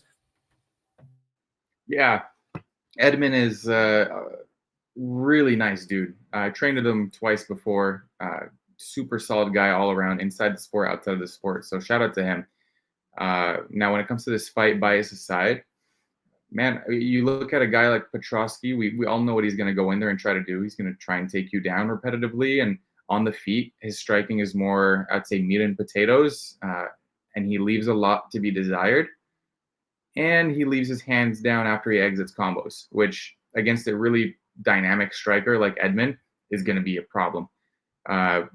What Edmen does is in the first round, he's uber aggressive in the striking. He will look to knock you down and finish you if he gets the opportunity. And when he lands flush, he will put people out. We've seen it time and time again. And Petroski, not too long ago, got knocked out by a hip. So let's not forget. I just don't see a world where Petroski wins this fight, unfortunately. It's one of those things where people think Edmen's ground game is a non-factor and it's a zero, just because he got drowned by what's his name, Hernandez. And Hernandez's whole game is, I'm going to take you down 1,000,000 times and gas you out and drag you to the depths of hell, and then I'll submit you. And Edmen was able to survive, and he got out of a bunch of really close chokes there. And Petroski, I just don't think he has the cardio to even do that for about a round and a half. I'll give him that. So once the cardio goes for Petroski, what happens? I think the fight starts, playing out more on the feet. And that's where I think Edmen will hold the clear advantage, especially if this fight goes late. So for me, I think it's Edmen on the money line, Edmen KO. I don't see a way where Petroski wins this fight, and I don't say that often.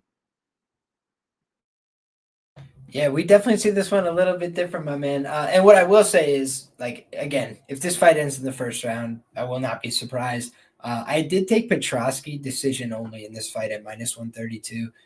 He's a guy that has never lost a decision as a professional. Edmen Shahbazyan's won one decision. It was sketchy as all fuck. He looked terrible against Darren Stewart that night. God bless him for it. Made it to the finish line. That was back in 2018. He lost to Jack Hermansson. Looked like he was ready to give it up in the second and third round there. Again, no skin off your nose. Jack's a good fighter. But if I try and do one thing in this fight prediction game, it's just looking at patterns, right? And the number one pattern that you see with Edmen Shahbazyan is that when he gets put in bad positions and bad situations, he gets into a negative mind frame and starts to give up on himself. And for me, that's a really, really bad thing to have happen in a cage fight, right? And that's why we've seen him give it up in rounds 2 and rounds 3. I think he's won one fight that ever made it out of the first round. And when you just look at the guy, it's not like he looks like he doesn't put in the rounds, right? To your point, he's a nice guy. I'm sure he works hard. I have no doubt in my mind the guy shows up and does all his training. Mental fortitude is really important when it comes down to fighting, because you can be really well conditioned, but if you get down on yourself, it doesn't matter, or if you start to doubt yourself. Confidence comes, from conditioning and also a belief in your preparation and your skills. You have to truly believe. If you don't believe, then you start to get down on yourself and you start to give it up. And for me, I've seen Edmen Shahbazyan give it up a number of times. Petroski, I've seen him get caught. I've seen him get knocked out. I've seen him get clipped. But very infrequently do I feel like he's just giving up, Even when he looks like he's starting to get tired, he's trying to find a way to win. And that for me might be the difference here, and again, when you look at a guy like Petroski, he does not care about making it exciting, right? He's not going to put first round highlight reels together, but he just cares about trying to get the win. And Malkoun is a really hard guy to get the win over. Just period, point blank, he's a difficult out for anybody, and he knows how to wrestle and grapple well, which is what Petroski has as an advantage over most guys. So that's a tough fight for him. Then you look at the fight with, Michel Demolador Pereira, and everybody was saying after his last fight that it was fixed and he didn't try and whatever because he didn't win it, right? So people thought very highly of Pereira, moved up to 185 pounds, had a lot of success in the weight class. Used to cut to 170, cut a massive amount of weight. He's clearly huge, right? Looks like a 205er out there. So I think that when I look at like parallels, analogs for this fight, like, yeah, I could definitely see how Edmund goes out there, just D's up the takedowns and knocks him out.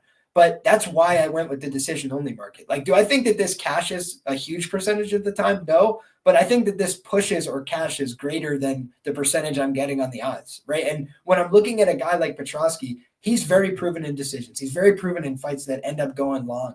And the opposite is true of Edmund, right? Where like he's very frequently falling apart in the second and third round when it gets there. When it's on the ground, the thing that's different about GM3 and Petroski is GM3 is a proven finisher that will go balls to the wall looking to get you out of there if you make a mistake. And Petroski, if you make that same mistake, will lay on you chest to chest and not care. He will pass to the full mount. He will hold you down chest to chest and does not care. Boo. Oh, yeah, I suck. Yes. And he doesn't care. And these guys out of Marquez MMA, the one thing that you just have to start giving them credit for is they don't fucking lose fights. Like, I know that, unless they get clipped on the chin, when's the last time one of these guys fucking lost? Like, they just don't do it, right? Like, they get clipped once and again, and otherwise they fucking win. Like, the longer the fight goes, the more chance they win. Brito against Sabatini. Yeah, he's a really dangerous guy. He's so powerful, but then what happened? Pat got him to the ground and showed levels, and that was the end of the fight. Like, if the fight was over in the first round, they just had 10 more minutes of formality. And it's like, if Petroski is able to dominate in the first round of this fight, then what is to stop him from dominating the others? It's like, for me, there's just a lot of upside on this because I think if it goes horribly for Petroski, it means he got KO'd in the first round. And if it doesn't, it means he got on top. Yeah, let's find out if he's on top. So for me, the ways that I think that I would look for Petroski is probably live, right? Like if he survives the first round and looks like, hey, he's starting to get some success. He got a hold of him on the fence. He picked him up, got a big slam late. Yeah, I'd love to get involved with that. If he has no success, then I limit my exposure. So for me, I just feel like the way, like it's like one of those fights where the true outcomes for me are like Edmund wins this fight dominantly in the first two rounds, or Petroski wins this fight somewhere along the way in 2, 3, or decision. So that's the way I see it, man. And Cameron says Edmund is hard to take down in the first round, which I agree with. But the thing I will note is, number one, I don't know that it's impossible. Like, would I say I can't see a world in which Petroski takes him down? Petroski took down D1 wrestlers. Like, yeah, he could take him down, in my opinion. Can he hold him down? I don't know. Edmund's explosive. Like, Edmund could get back to his feet. All that, I think, is true. But can Edmund sustain a fight like that? And I think the answer is obviously not, right? So the question then is, does he knock him out? Does he defend enough, or does he not? And for me, that means that Petroski has a shot in this one. So I'm like the most anti-Petroski guy in the world, by the way. You can go back and look at my tweets. Like, I've been like, get this guy off my television. It's not the kind of fighting I want to watch. I want to watch guys that want to finish fights. But we're talking about just financial opportunities. And it's like, if this fight went to decision, I would say 65% of the time, I think Petroski wins it. So that's all. I have one thing to add. Jason Manley Jiu-Jitsu. Jason Manley Jiu-Jitsu has been 2-0 the past 2 fights, and this is number 3 with Edmund Shabazian. All I'm going to say, I think Jason Manley Jiu-Jitsu is going to prevail. Interesting. Okay, John Marquez, we'll look to have something to say about that, but it's going to be fascinating, brother. Great matchup, and I'm excited to see it play out. The one thing I will say, guys, is Andre Petroski, love him or hate him, plus 350 against Nick Maximov, one of my favorite bets of all time. Insanity. Put him to sleep in like a minute. One of the greatest UFC cashes of all time. So I had $5 on the sub 1 for Petroski plus 2,500. Sickening. I should have had 50. But in any case, we can move to the next one, guys. We had Rose Namajunas taking on Miranda Maverick. And this is one that I will admit right off the rip, I have not deep taped, right? I had to do my write-up for Roto Grinders today on the prelim. So a lot of my focus went into the prelim matchups. my gut instinct when I just saw the line at first, I was like, should Miranda Maverick really be plus 2XX here? Because I just figured, like, number one, training partners, they've seen each other before. They've gotten rounds in the room. Those matchups tend to be kind of awkward. I have watched Rose Namajunas do nothing en route to losing her UFC title. Cash a nice 10-unit banger on plus 185 Carlos Esparza. Couldn't convince me a fight took place, but I'll take the money none the same. It's been just the same. So when I look back at some Rose fights, she looks excellent. When I look back at other fights, forgettable performances, I feel like that fight against Erin Blanchfield showed she still wants it, right? She still wants to go out there and win. It just wasn't her night, right? A better fighter took it from her in a close one. But we saw what happened when Erin fought Miranda Maverick. I cashed a plus 120 or whatever it was on Erin back then. And, I think Miranda is physically, a pretty solid woman for the division. I think that's maybe how she wins this fight, is if she is able to get takedowns. But if she's not able to get takedowns, I just think she's going to get fucked up in this fight. So for me, that's kind of why I am less bullish on this fight. I kind of put it on the back burner. I thought Maverick plus 2XX or nothing. I'm not laying it with Rose. I could just tell you guys that now. But the closer we get to the fight, the less I feel inspired by it. It feels like Rose is confident coming into this fight based on her training room experience. And sometimes we've seen like Duraev and Buckley, your training room experience will give you a completely biased take on how things are going to go. And then you get mugged, which is what happened to Duraev in that fight. And I cashed a nice plus money ticket on Buckley. But when you look at, where Miranda Maverick's at, she's not finishing some fighters that I think she should finish, like lower level girls in the division that she's out there with. And for me, that's not a great sign coming into this fight with Rose, who has finished great fighters before and, has fought close with good fighters as well in this division, especially. So for me, I'm a little bit more leaning towards the Rose side in terms of who I'm going to pick to win. But in terms of betting value, like I'm just not laying minus 2XX with Rose ever, knowing that she could go out there and do nothing like she did one time before when she was minus 2XX in the UFC in arguably one of the most meaningful fights of her career. So for me, Rose is inconsistent, but should be favored to win this one. What do you think? Yeah, I largely agree with what you're mentioning here with Rose. I just think the experience advantage is going to be too large for Miranda to overcome. And Miranda, quite frankly, is not the most impressive when it comes to skill set, because for the longest time, we've known Miranda Maverick to predominantly be a wrestler grappler and have meat and potatoes when it comes to the hands. And I just haven't seen really too much evolution in her game. It's largely been the same, which I'm not saying is bad. I'm just saying, is that going to be enough to outweigh what Rose has shown us in the past? And I just don't think that's the case here. I think Rose's striking is going to give Miranda a lot of trouble here. And I understand that they were previously training partners. How much does that really play into the narrative here in this fight and the outcome? I don't know, and nobody will know except for them two and the coaches. But the experience of Rose, her coming in motivated this time out, paired with just Miranda not having an answer for what I think is Rose's strongest attribute, which is a striking. It's hard for me to find a Miranda Maverick edge here, unless I'm playing like a split decision prop. Miranda by split would likely be the outcome for her, like some sort of split decision.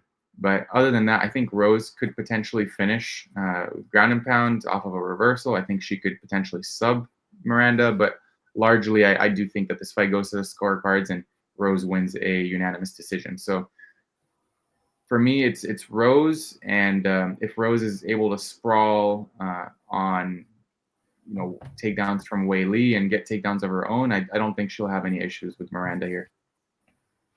Yeah, and we've got in the chat the worst Miranda's ever looked committing to takedowns and failing versus Jasmine. Does that happen here? I do think it's important to note that Jasmine is tough, physical, strong, good wrestler, natural flyweight. Yeah, like all those things.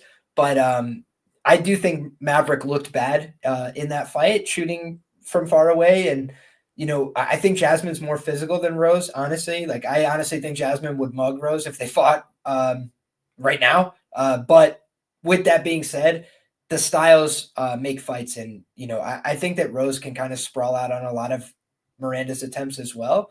But my only real fear with Rose is like in the He-Boss fight, there was a few times she kind of got like arm spun and just like really stupid throws and stuff like that. And He-Boss isn't very aggressive with her grappling, like trying to submit people. Like it's just not a huge part of her game at the UFC level. And I think for Miranda, that is where I would hope that she's going to try and take this fight, like get Rose to the ground, try and just big sister her, be physical on top, because I do think Rose sometimes doesn't like fights where somebody's getting a hold of her. You think of the Andrade fights and things like that. But again, that's like the most bullish case I could paint for Miranda. And like, I don't see it being super replicable over time. So for me, Rose is the pick reluctantly. I'm a Rose Namajunas enemy, but she's cost me enough money that I have to just say like, hey, you know what? At a certain point, you're good. Okay. I thought Amanda Hebos could have won that fight. I thought her decision-making wasn't great there, but shout out to Green King in the chat says Rose takedown defense, not the best.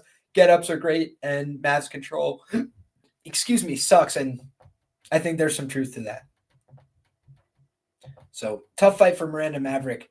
Real prove-it spot for her. And again, I just don't think she's, shown us enough to say she's going to break over the hump here. So and Rose had her moments against Manon in the striking, which and against Aaron, like two girls that are both at the top of the division right now. So absolutely, and Manon was one round away from becoming champ, and their fight was not that long ago. She hurt Manon in that fight. She was all bloodied up, and that's with Rose having I believe it was a broken hand or a broken wrist. Yeah, so, broken pinky, I think it was.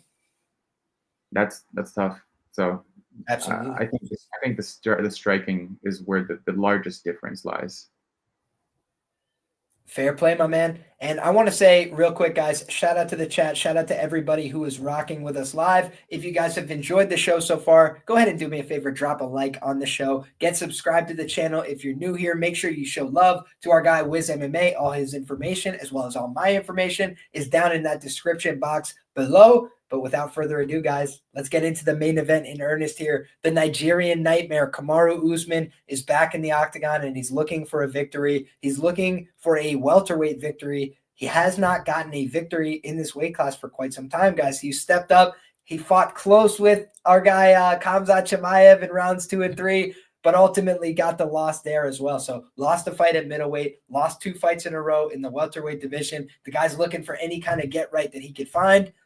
And unfortunately, he's got a very hungry contender across from him, man. Buckley has looked aces since he came to the welterweight division, 6-0 in this weight class. When he's not winning minutes, he's knocking people out brutally. When he's not knocking people out brutally, he's winning minutes. So you're just seeing Buckley has come into his own in this weight class, in my humble opinion, was undersized at 185 pounds, was making it work, was trying to find a way, but it's tough, right? These guys are big. They hit hard. Now he's at 170 where he feels like his durability is checking out better. His movement, his speed is checking out better. His ability to fit in terms of size and frame is fitting in better. So I think a lot of, things have gone right for Buckley since making this career move. And on the other side, you have to ask for Kamaru Usman, where's he at, right? Because he's had a lot go wrong for him lately in his career, whether it's getting knocked out when you're a guy that's been extremely durable historically, whether it's going out there and kind of letting a fight slip through your fingers when you're known as being this guy who's lights out in decisions, not going to let a decision slip through my fingers. Even in the fight where I got knocked out, I was up on the cards. Then I have it to do over again, and I lose the decision, and I let myself get outworked, and I didn't show a great wrestling game. Okay, then you go back and you say, did he get, in some bad wrestling situations with Leon? Yeah, he got flat back to his, back and mounted in the first round against Leon the second time they fought, right? So I'm talking about y'all that are new here, right? No problem. But Usman and Leon fought way back in the day. So they fought one time. It was a 3-round fight. Usman gets the win. That was on his rise. Then they fight again at the title level. Leon knocks him out brutally in the 5th round. In the first round of that fight, he took him down. And everybody has memory hold this. He got taken down flat back to the full mount. Then Leon's on top of him, right? Didn't do too much with it. Rounds 2, 3, 4. Usman cage pushes him, messes him into the fence. Then you see, all right, comes back out in round 5, knockout for Leon Edwards and new champion. Usman hasn't won a fight since. And you look at this guy, he's got good wins in the division, right? But then you look at, who is he beating for the title? Colby Covington, guy who just fought Buckley. How'd that turn out for him? Not well, right? Who else was he fighting in those title fights? Gilbert Burns. How's his recent run been in the UFC? It's not been looking great for him, right? It's like this era of welterweights are on the way out. By the way, guys, Leon Edwards, the guy who took the title from him, the guy who then defended the title against Usman in his first title defense, kept the belt, right? How did he look in his recent outings? By the way, what did Sean Brady and Bilal Muhammad use to defeat Leon Edwards? Pressure and wrestling, which were supposed to be the absolute hallmarks of Kamaru Usman's career, which he couldn't use to defeat Leon Edwards. So for me, one of these major defining attributes of Kamaru Usman's career has been tempered away, not by a lack of effort, not by a guy who doesn't want to be there. It's like he clearly wants to be a successful competitor. He gave everything in his life to be extremely successful at cage fighting. But when it comes down to it, health, father time, they're not things that are just like you can get out unscathed. He's had 24 fights. Many of them were at the highest level. The guy also had a second career in combat. He was a wrestler at a very high level. He's given a lot of his health, knees, time, energy, blood, sweat, any way you want to do it. He's given it all to the game. And now he's got very little left, in my humble opinion. That's why he doesn't fight frequently like he used to. Now he's fighting infrequently. He can't cut to 170 as easily as he used to. So maybe I'll jump up at 185 for one of those short notice opportunities. And it didn't work out. So now he's got to do everything right, put it all together for one big fight. So he's all in on this one, right? It's like a poker hand. He doesn't really have any other options, right? What else does he do? So the way he can keep himself as a title contender is to take on one of the toughest names in the division, who's on a streak right now, and go out there and put everything that he's ever worked for on the line. That's the only way that he can continue to be one of these title level guys. He's got other pursuits. He's doing acting. He's doing podcasts. He's got movies. Buckley is eat, sleep, train, fucking go back to bed and try and do it all over again because he's never tasted that title and he's never been at the mountaintop. And all that's still in front of him on the other side of this victory. So for me, I feel like Buckley is the most motivated that he's ever been.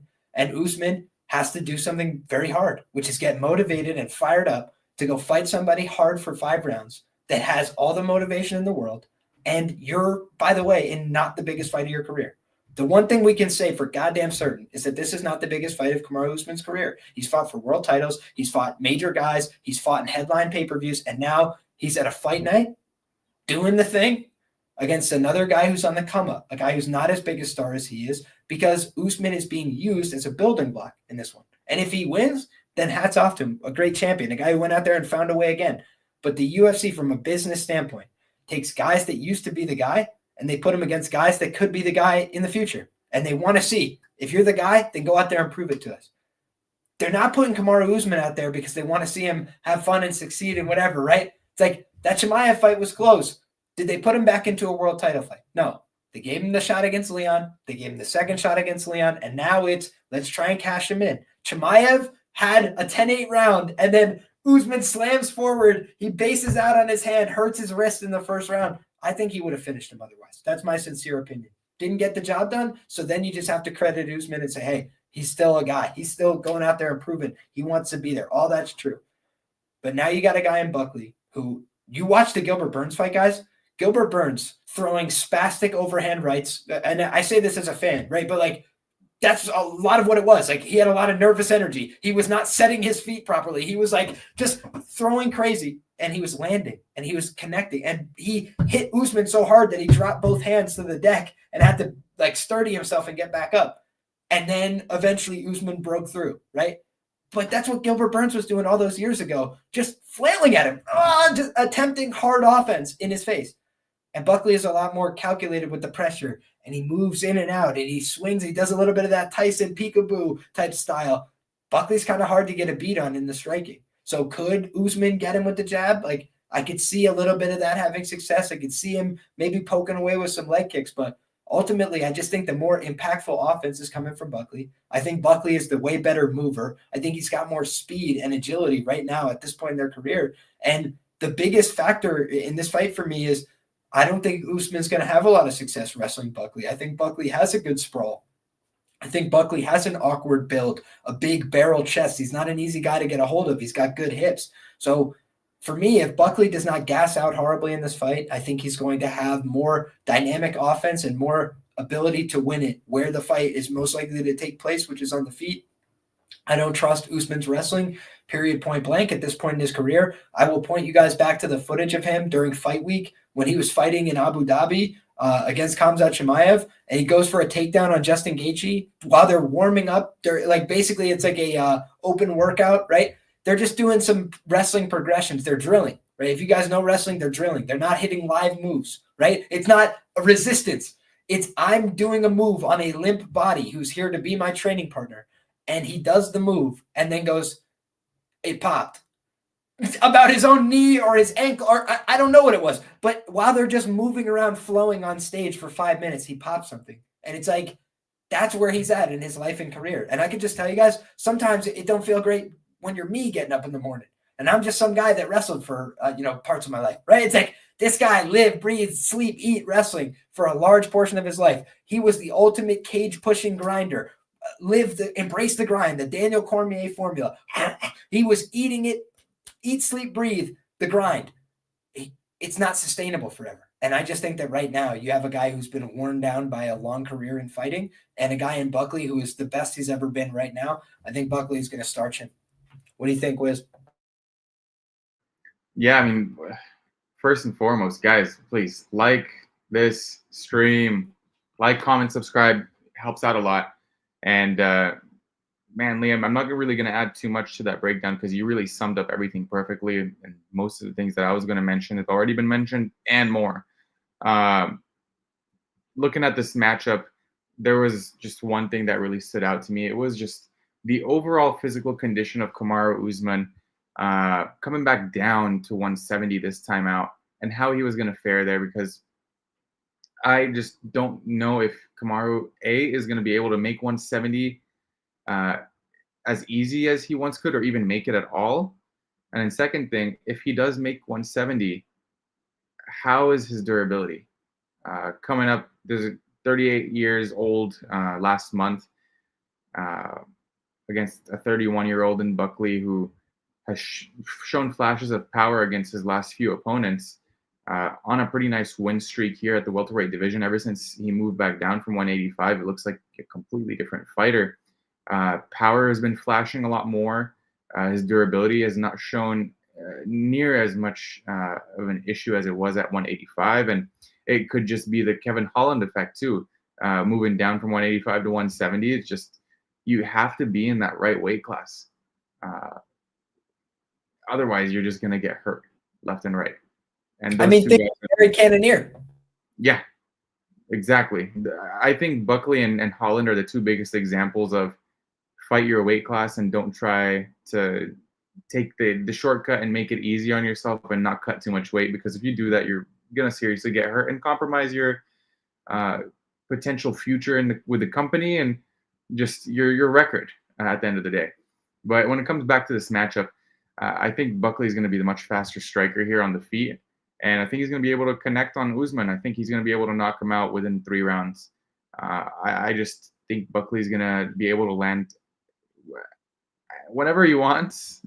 And the one thing that really caught my eye in terms of props is the Buckley takedowns.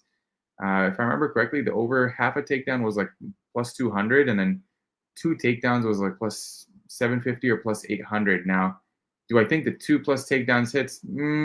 Unlikely, but for half a takedown against the cage, if Usman is, finding some success and goes for takedowns here and gets reversed against the cage, I do see a world where Buckley tries to take him down and land some ground and pound, similar to how he did against Colby, similar to how he did against Luke. I think that's a real possibility here. And if he does, survive, then potentially a 2, 3, 4 ladder. Who knows? I'm going to play up till 3 personally and go from there and hope for the best. But I ultimately think that Buckley knocks Kamaru Usman out this Saturday. I've never been a fan of his striking defense. And you look at the all 3 of the Leon Edwards fights. First one, we did see quite a bit of wrestling, so there isn't much to take from there. But in the second fight, you do see Kamaru get touched up a little bit. You see him get taken down by Leon, which we don't really see too often. When Leon starts to wrestle, it's him panicking. whether it's cardio related or whether it's skill related. We saw it against Colby and wait, no, not against Colby. Sorry, against. No, he took down Colby too. Don't worry. He Colby got out wrestled by the British. I'll never forget. Yeah. And that was the third round, right? It was three takedowns to two. I'm 99% sure for Leon. Yeah, I think it was the third round where he took Colby down. And the third round is where we started to see him gas out a little bit. So, yeah, if you're getting taken down by Leon Edwards, I definitely think Buckley can take you down. And ultimately, I think Buckley is just going to continue his rise in the division and potentially challenge for the title. Now, if he wins or loses that's a different story. But I think against the Kamaru Usman of 5-6 years ago, I think this would be a very tough fight for Joaquin Buckley. But the Kamaru Usman of right now is not the Kamaru Usman of 6 years ago. I think he'll be able to touch the chin and find the knockout. Well, then, my man, we see this one the same way. The things I wanted to note here is just that, I don't think Usman has no chance to win the fight. Like, I do think he's a tough guy. I think he's a guy that has a championship pedigree. Like, in that Chimaev fight, he showed a willingness to walk forward, take chances, attempt offense, and he looked like he was conditioned for 5 in that one. So I take nothing away from him, but ultimately, at the end of the day, I'm just looking at how they match up, and I see one guy who looks more violent and more damaging right now with his shots. The one criticism of Buckley, he's not the most accurate guy. Like, he swings and misses a lot. So over 5 rounds, that could be taxing, right? Like, just missing shots is one of the most exhausting things you could do. So for me, I'm not saying there's no chance Usman wins it. I think from a DFS standpoint, he's somebody you definitely want to take a look at this week because you look at how he would score. If he's able to win, it would probably be very well. He's a big salary relief play as well. So 5 rounds to work, a guy that has proven scoring style. Like, there's certain things that could lend themselves to, hey, Usman makes sense in a DFS type click, but I agree with my guy Wizz in terms of how I see this going. Like, hey, predict this fight. Who do you think wins and how? I think it's Buckley. I think it's by knockout. So that's the way that I see it going down. And more often than not, I do think it's going to be earlier, right? Like, we saw Burns having success early, and then Usman relied on toughness, cardio, willingness to stick it out. And I feel like for him, a longer fight is a better fight. But for Buckley, I think that he could jump on this guy early. He's been out of the cage for a while, very long layoff, maybe catch him while he's not ready, right? Like, get on him early and see if he wants to be here right away, and maybe put some doubt in his mind and or hurt him, because we saw Burns hurt him early on in the contest. And I think that when you look at that Leon fight, maybe he was more tentative in the second one because he got brutally knocked out, right? And it normally is hard for guys to come back and be the same guy after getting brutally knocked out. Chimaev, not known for being a big hitter. Buckley's a big hitter. So now we're going to get a real test of that chin. And he's cutting down to 170 at 38 years of age. If I've said it once, I've said it 100 times. You're just more likely to get knocked out. So when you've been out of the cage for a long time and you're getting up there in age and you've got a ton of fight miles on you, I think there's a lot of tick marks against the Usman side here. So ultimately, Buckley's the pick for me. And that's all we got for you guys in Atlanta. So thank you all so much for the support. God bless. I hope that you guys have a wonderful fight card. I hope that you guys, have enjoyed the show. Wizz, I'm going to kick it back to you, my man. Anything you got to tell the people, anything you got to get off your chest, anywhere they can find your work, the floor is yours. Yeah, first and foremost, as always, Liam, thanks for having me on again. And it's a pleasure. Every week, we've been bringing some valuable information to the people. And it's been a fun 2.5 months that I've been back. So looking to continue this. You can find all my work at Wizz MMA on all platforms. And just wanted to thank everyone for the support recently over the past couple of weeks. It really means a lot. We put in a lot of hours into researching these fights. So it helps out the both of us, whether you leave a like and a comment on these videos, share it with your friends and family, and anyone that you think would enjoy the content and benefit from it. So we appreciate you all sincerely, and thank you guys for really being engaging tonight. It means a lot. Absolutely. My brother, we got the sharpest chat in the game each and every week. Always transparent on this show, right? Last week, took the L on Sean O'Malley, but it's the same process that got us plus 12 units on the year, 48% ROI. Lifetime to date, we'll scroll all the way up. 7% ROI. It's not get rich overnight, you know, slow and steady, trying to keep pushing the ball in the right direction week after week by placing good positions. So that's all that I'm looking to do. Lord willing, we can keep doing that this week. It's been a good year so far. We knock on wood. We always say the bookie's not going to pay us for the work that we did last week. So we got plenty of action coming up as well. I already said I took Petrosky decision only. That's the free bet of the week, so to speak. I'll just let you guys know that's where I'm at so far. But I have some plans. I have some other bets that I'm already eyeing up potentially on this card for this week. So God bless all you guys. Good luck with all your bets, all your picks, anything that you guys got going on. If you still have questions, comments, concerns, go find me in the comments section down below the video. I appreciate your concern in order to come here and watch and show love and support. So thank you guys. And until next time, come back. We're having all the same fun again. Thanks, everybody.